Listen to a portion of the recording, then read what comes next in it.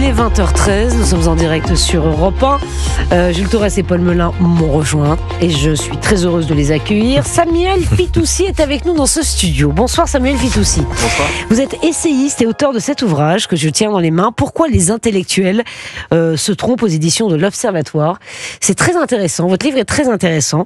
Je le montre aux auditeurs qui peut-être nous suivent sur les réseaux sociaux. Vous expliquez en substance, alors je simplifie évidemment votre propos pour les auditeurs d'Europe 1 et vous allez pouvoir l'étayer, que plus on fait d'études, plus on est bardé de diplômes, plus on a des chances de se tromper. Ça va pousser les jeunes à bosser en course. Voilà, c'est ça. Alors Samuel Fitoussi, est-ce que vous pourriez expliquer pourquoi vous nous dites en gros que tous les grands penseurs, les grands intellectuels au fil du XXe siècle, parfois ont été, à force de recherche, à force peut-être de je sais pas, couper le cheveu en quatre, attirés par des idées extrêmes. Oui. Le nazisme, par exemple, viendrait des grands intellectuels. Non, mais c'est très intéressant ce que dit Samuel Fitoussi. Oui, c'est ça. Oui. Je pense que déjà, faut rappeler le constat, contrairement à ce qu'on a ce qu'on explique souvent. C'est pas l'homme ordinaire qui s'est beaucoup trompé au XXe siècle. C'est l'élite, en tout cas l'élite intellectuelle. Hitler était particulièrement populaire dans les années 30 sur le campus des grandes universités allemandes. Il enregistrait des meilleurs scores de popularité chez les professeurs et les universitaires que au sein de la population allemande dans son ensemble. Et puis en France, la deuxième moitié du XXe siècle, c'est une suite d'aveuglements de la part des intellectuels, surtout de gauche d'ailleurs. Simone de Beauvoir, par exemple, qui pourtant était indéniablement brillante, a été en Chine dans les années 50. Elle en est revenue, elle a écrit un livre de 450 pages à la gloire de Mao, en expliquant que le maoïsme était un humanisme et en implorant la France d'adopter les politiques publiques mises en place en Chine, politiques publiques qui commençaient, ont fait des dizaines de millions de morts. Oui, c'est incroyable, ça part toujours d'un bon sentiment, ce que vous dites, ça part d'un bon sentiment, mais en fait on va droit dans le mur. Comment se fait-il que des personnes brillantes perdent la notion peut-être de la réalité, parce que faut avoir un peu les pieds sur terre. En gros, ils décollent, ils s'imaginent des choses et ça finit dans le sang, malheureusement. Voilà, je pense qu'il y a beaucoup de raisons pour lesquelles les intellectuels peuvent être prédisposés à l'erreur. En fait, dans mon livre, je parle beaucoup des mécanismes cognitifs de l'erreur. Et je montre que la capacité à raisonner n'a pas été façonnée par l'évolution pour nous permettre d'accéder à la vérité nécessairement, mais aussi pour nous permettre de rationaliser ce qui fait consensus dans notre entourage. Parce que notre survie dépend souvent plus de notre réputation que de la validité de nos idées.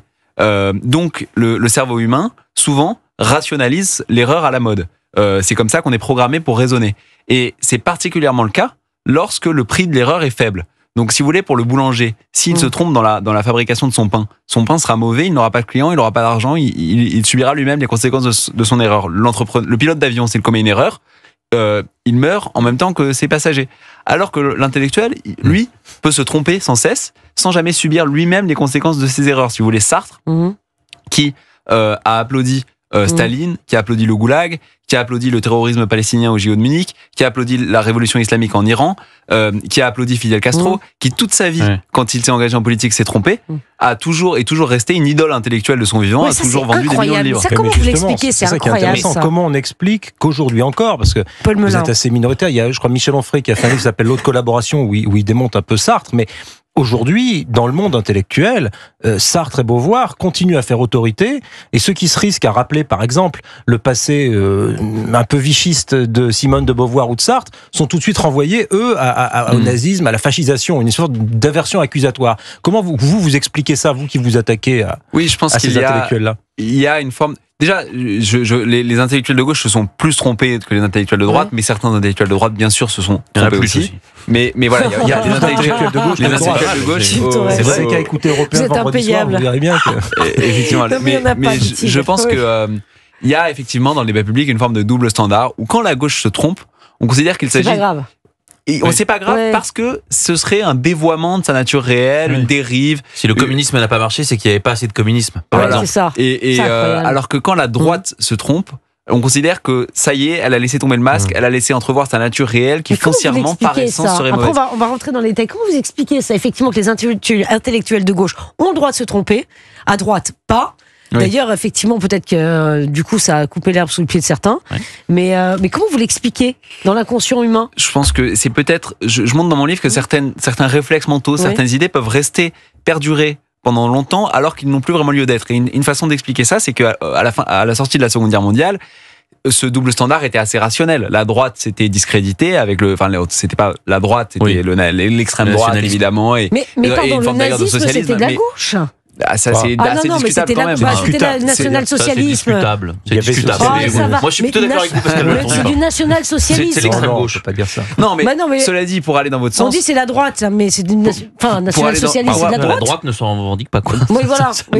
Pour aller dans votre sens, Jean-François Revel a beaucoup montré qu'il existait énormément de points communs entre l'idéologie nazie et l'idéologie communiste. Et ça a longtemps été tabou de le dire, mais et par ailleurs entre l'idéologie nazie, et là c'est plus provocateur ce que je veux dire, et l'idéologie postmoderne devenue woke, avec Hitler qui pensait qu'il existait une science blanche, une science aryenne, etc. C'est vrai, vous avez raison, exactement ce que dit woke aujourd'hui.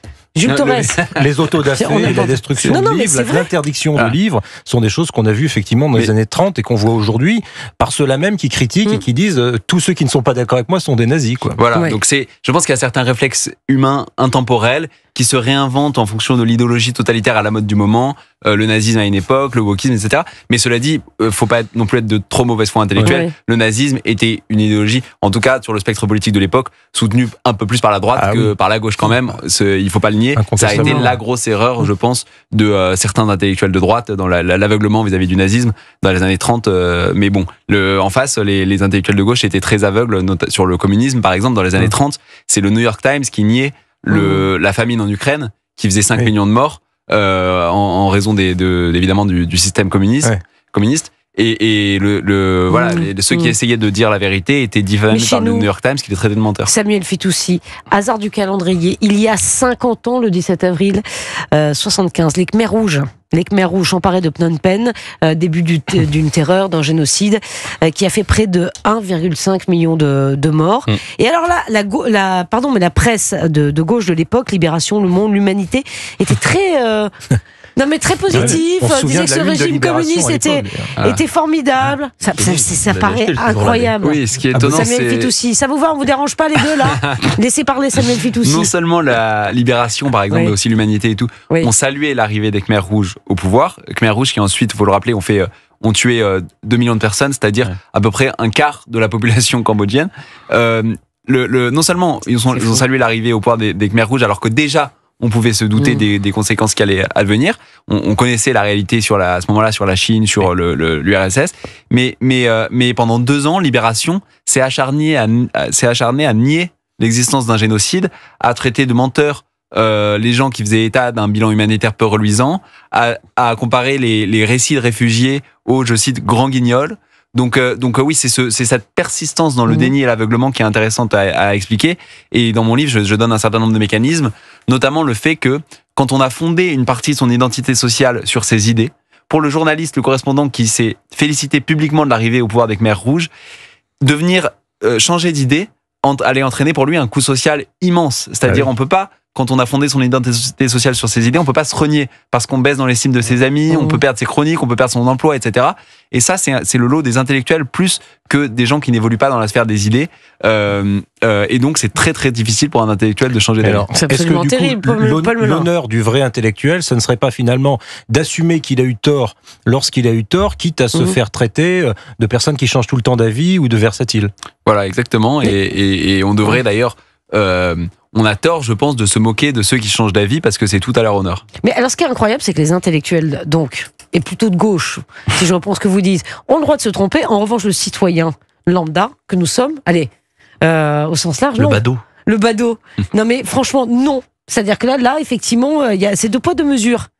Oui, après, on a tous le droit de se tromper, mais simplement, dans certains cas, les conséquences sont plus graves que dans d'autres. Et ce qui est tragique, c'est que souvent, celui qui est puni, c'est celui qui dit la vérité quand la vérité est impopulaire. Exactement. Un bon exemple de ça, c'est le cas de Simon Leys. Peut-être que expliquez-nous. Dans les années 70, l'intelligentsia française révérait la Chine maoïste, révérait Mao, ne jurait que par le petit livre rouge. Et Simon Leys a écrit un livre pour dire que des dizaines de millions de morts en réalité s'accumulaient en Chine. Mais Le Monde l'a traité de charlatan. Le Nouvel Obs, le Nouvel Obs a dit qu'il ne savait pas de quoi il parlait, et globalement, le narratif dominant, même si le mot n'existait pas à l'époque, c'était que Simon Leys racontait des fake news. D'ailleurs, si la lutte contre les fake news existait à l'époque, peut-être qu'on aurait voulu censurer les extraits du livre de Simon Leys, qui faisait état tout simplement de la réalité en fait. Et ce qui est très intéressant, c'est que ceux qui diffamaient Simon Leys n'ont pas subi le prix de leur erreur, alors que Simon Leys lui-même a dû partir vivre en Australie, a vu les portes de l'université se refermer sur lui alors qu'il ambitionnait de faire une belle carrière universitaire. Et donc, la tragédie, c'est que non seulement dans le monde intellectuel, l'erreur ne coûte rien, mais souvent celui qui dit la vérité quand cette vérité est impopulaire se fait ostraciser et subit les conséquences, le coût social de la vérité. Et donc, dans ces conditions-là, le cerveau humain nous pousse vers la rationalisation de l'erreur à la mode. Non mais c'est passionnant, c'est fascinant. On va reprendre l'affaire de Crépol, dont on a parlé sur Europe 1 évidemment, qu'on a suivi avec beaucoup d'intérêt. Dans cette affaire, il y avait des zones d'ombre qui demeuraient et toute une partie de la classe médiatique, politique, intellectuelle, effectivement, considérait qu'il s'agissait d'une simple rixe entre bandes rivales au lieu d'évoquer, le racisme anti-blanc, qui est encore un tabou en France. Et une expédition punitive. Et une expédition punitive. Ça, c'est un exemple. Oui, c'est une forme d'aveuglement intellectuel contemporain, je pense. Moi, pour analyser l'aveuglement sur les questions régaliennes et de sécurité, etc., aujourd'hui, j'aime bien la notion qu'utilise un chercheur américain qui s'appelle Rob Anderson, la notion de croyance de luxe. C'est-à-dire que c'est ça. Avant, vous en parlez dans votre livre. On signalait notre statut social et notre richesse souvent par les biens de luxe, les montres, les bijoux, etc. Mais à mesure que ces biens-là se sont plus ou moins démocratisés, maintenant, lui, son hypothèse, c'est qu'on signale notre statut social par des opinions. Et la question, c'est quelles opinions ? Et lui, il dit que l'élite socio-économique, souvent, signale son statut en adhérant à des opinions dont ils sont protégés des conséquences. Donc en fait, par exemple, aujourd'hui, ricaner de la demande de sécurité exprimée par les Français, c'est montrer que soi-même, un marqueur social. C'est montrer que soi-même, voilà, c'est un marqueur social, parce que ça veut dire que soi-même, on est protégé de l'insécurité, on habite derrière des frontières symboliques. Prôner l'immigration incontrôlée, en fait, c'est envoyer un message qui dit, moi, je n'habite pas dans une banlieue chaude, je n'habite pas en Seine-Saint-Denis, je ne connais pas les tensions liées au multiculturalisme. C'est passionnant, j'habite dans un beau quartier de Paris. Donc voilà, c'est une façon de se positionner socialement. Bien sûr. Et je trouve cette analyse très intéressante, même si bien sûr, elle a ses limites aussi. Bon, et comment vous voyez, comment vous analysez les prises d'opposition depuis le 7 octobre en France, notamment avec un parti, LFI, qui prend fait et cause pour la bande de la bande de Gaza. Non, mais c'est très intéressant. La bande de Gaza, on voit avec des intellectuels, des compagnons de route de LFI qui, comme jadis les maoïstes, refusent de condamner le Hamas. Ceux qui ont nié tous ces génocides vous disent aujourd'hui qu'il y a un génocide à Gaza. Ils en inventent un. Ceux qui ont nié des génocides inventent un génocide aujourd'hui. Mais non, mais c'est ça. Mais Samuel Fitoussi, c'en est un exemple concret. Il y a une cohérence. Ils ont défendu jadis les Khmers rouges. Aujourd'hui, ils défendent le Hamas. En fait, ce qu'il faut comprendre, je pense, c'est que la cohérence, elle est dans la détestation de leur propre civilisation. Orwell, dans les années 40, parlait déjà ça. Il parlait de l'anglophobie des intellectuels anglais. Il disait, il y a quelque chose d'assez étrange, mais incontestablement vrai, là je le cite, c'est que l'intellectuel de gauche moyen aujourd'hui préférerait être aperçu en train de voler dans une boîte à dons pour pauvres que en train de chanter l'hymne national, la main sur le cœur. Donc il disait, le patriotisme chez les intellectuels de gauche est tellement mal vu que les intellectuels se cherchent des patriotismes de substitution. Et c'est pour ça, disait-il, que les intellectuels anglais ont développé une loyauté nationaliste à l'égard de Staline, et c'est toujours lui qui parle, considère que dire du mal de l'URSS, c'est une forme de blasphème. Et donc, on peut penser que par opposition à leur propre civilisation, à leur propre nation, les intellectuels sont prêts à adopter gaiement tous les contre-modèles. Et donc, jadis, le communisme en Chine, en URSS, etc. Aujourd'hui, une certaine complaisance pour l'islamisme, là où il est implanté, que ce soit même en France, dans les territoires perdus de la République, parce que c'est un contre-modèle au modèle des démocraties libérales avec des valeurs occidentales, ou la fascination pour Gaza, gouvernée par le Hamas. Puis on voit les drapeaux palestiniens par les Français, en revanche, flotter place de la République, ça dérange personne. Exactement. En revanche, le drapeau français, ça dérange. Le drapeau palestinien, c'est tout à fait normal. Dans les meetings de gauche, il y avait beaucoup de drapeaux français, il y avait des marées de drapeaux français. Oui, vous avez raison. Les meetings de Georges Marchais, par exemple, vous aviez beaucoup de drapeaux français. Mais il a disparu, Georges Marchais, cher Paul. Jules Torres, de toute façon, il n'a jamais été de gauche, donc il ne va pas être déçu. Non, j'ai jamais été communiste, ça je vous l'assure.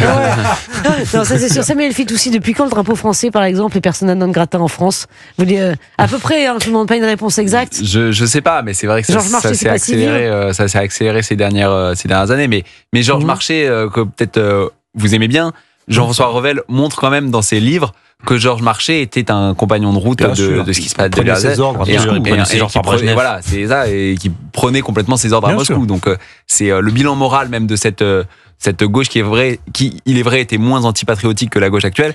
n'est quand même pas glorieux. Elle était patriotique et connectée. La différence avec la gauche contemporaine, à mon avis, la gauche de marché était connectée au peuple de France, qu'aujourd'hui, LFI rejette et qu'il a mis dans les bras de Marine Le Pen. Par conséquent, je crois que le grand changement de paradigme, il est là. Après, c'est vrai que les liens entre Moscou et le colonel Fabien en France aujourd'hui sont avérés, évidemment. Oui.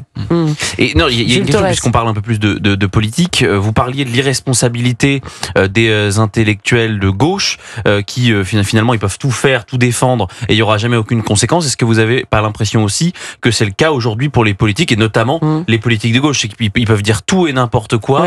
Dans les médias, bon certes, ils vont se faire un petit peu plus attaquer, mais la conséquence pour leur vie politique, elle est quasiment zéro. Oui, c'est ça. Souvent, il est vrai qu'il y a un deux poids deux mesures.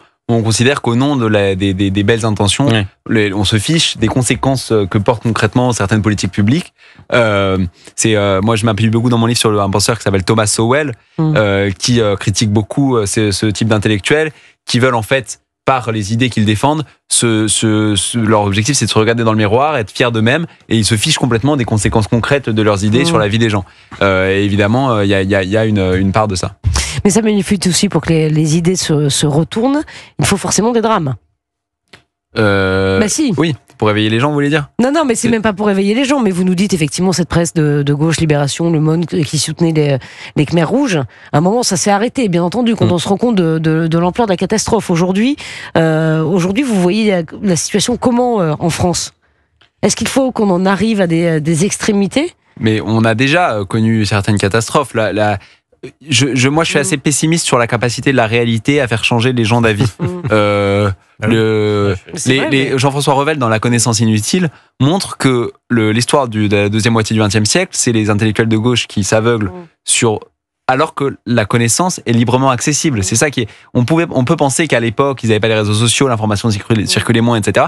Mais en fait, tout était parfaitement documenté et le cerveau humain est très fort pour fuir l'information susceptible de réfuter ses croyances. Ça aussi, c'est quelque chose que je m'en juste d'un mot, peut-être une responsabilité de la droite aussi d'avoir laissé ce champ libre aux intellectuels de gauche. Il y a eu des Raymond Aron, etc. Mais il n'y a pas quand même... Deuxième moitié du XXe siècle, vous demandez une liste d'intellectuels de droite très connus, la plupart des gens peineront à vous en citer 10. Oui, mais je pense qu'il y a des raisons...